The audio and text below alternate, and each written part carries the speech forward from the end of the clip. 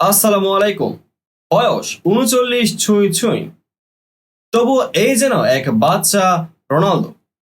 কখনো মাঠের গ্যালারিতে মেসি মেসি চিৎকারেই রেগে যান, কখনো বা বিশ্বকাপ ব্যর্থতায় কান্নায় মাঠ ছাড়েন, আবার কখনো বা প্রতিদ্বন্দ্বী আল হিলালের কাছে হেরেই আজরে কাঁদেন। এই যেন নতুন কিছু নয়।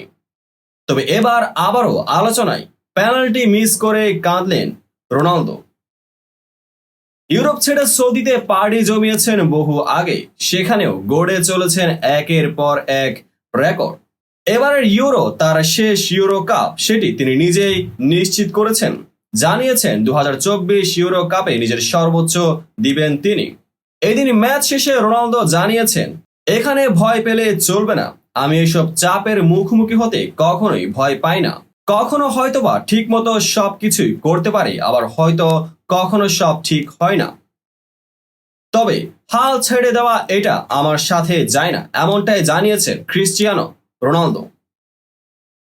এদিন ম্যাচে বেশ কিছু সুযোগ তিনি মিস করেছেন। শুরুতেই স্লোভানিয়ার বিপক্ষে ম্যাচে দাপট দেখিয়েছেন পর্তুগাল, যার ফলে ১৫ মিনিটে দুটি বড় হেডের সুযোগ মিস করেন ক্রিস্টিয়ানো রোনালদো।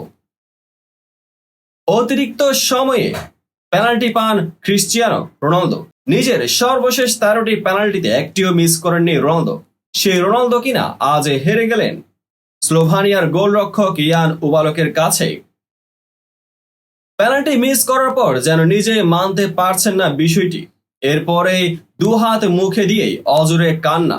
সতীর্থরা তখন তাকে সান্ত্বনা দেওয়ার চেষ্টা করছিলেন। অতিরিক্ত সময়ের মাঝ বিরতিতে দলের স্টাফরাও তাকে সান্ত্বনা দেওয়ার চেষ্টা করেছিলেন, তবুও কিছুতেই যেন থামার পাত্র নয় রোনালদো। তবে নিজের ভুল শুধরে নিয়েছেন। ১২০ মিনিট মাঠে খেলা গড়ানোর পর যখন দুই দলের গোলের সংখ্যা শূন্য, তখনই খেলা গড়ায় টাই ব্রেকারে। এরপরে নিজে নিলেন প্রথম পেনাল্টি এবং গোলও করলেন। এদিন পর্তুগালের জয়ের নায়ক ছিলেন ডিয়েগো কস্তা। টানা ৩টি পেনাল্টি তিনি ঠেকিয়ে দিয়ে দলকে কোয়ার্টার ফাইনালে টিকিট এনে দিয়েছেন, যার ফলে হাফ ছেড়ে বাঁচল ক্রিস্টিয়ানো রোনালদোর দল। এই জয়ের ফলে কোয়ার্টার ফাইনালে তাদের প্রতিপক্ষ এমবাপ্পের ফ্রান্স। এদিন যদি রোনালদোর পুরো ম্যাচের পরিসংখ্যানের দিকে একটু নজর দিই, তাহলে দেখতে পাই ১২০ মিনিট মাঠে ছিলেন তিনি। ৩৭টি টাচে টোটাল শট নিয়েছেন ৮টি, যার মধ্যে গোলবারের লক্ষ্য ছিল ৪টি শট। পুরো ম্যাচে ১২টি ডুয়েলসে ৪টিতে সফল তিনি, ৮টিতে ব্যর্থ রোনালদো। তার দেওয়া ১৯টি পাসের মধ্যেই ১৭টি পাস ছিল সাকসেসফুল এবং ২টি পাস ভুল ছিল। কিছু সহজে হেড মিস করেছেন। 1-1 গোলরক্ষকের কাছে হয়েছেন ব্যর্থ। এরপরে পেনাল্টি মিস, একটি বাজে দিন উপহার দিয়েছেন ক্রিস্টিয়ানো রোনালদো। এরপরেও দলের সমর্থক থেকে কোচরা তার পক্ষে কথা বলেছেন, যার ফলে ম্যাচ শেষে রোনালদোর পাশে দাঁড়ালেন কোচ। মিস করলেন পেনাল্টি, তারপরও তার উপর ভরসা রেখেছিলেন রবার্তো মার্টিনেজ। তিনি বলেন, সে আমাদের জন্য উদাহরণ। এই আবেগের প্রকাশগুলো অসাধারণ।